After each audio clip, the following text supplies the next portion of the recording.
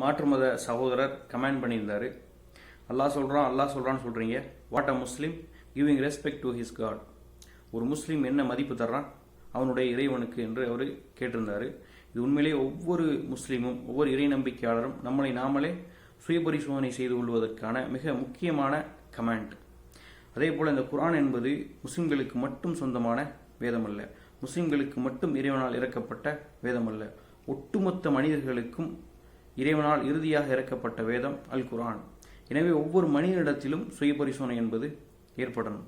அல்லாஹு தாலா குர்ஆன்ல ஏ ஐயுஹன்னாஸ் மனிதர்களே என்று அழைத்து ஒவ்வொரு உபதேசங்களையும் அல்லாஹு தாலா செய்கிறான்.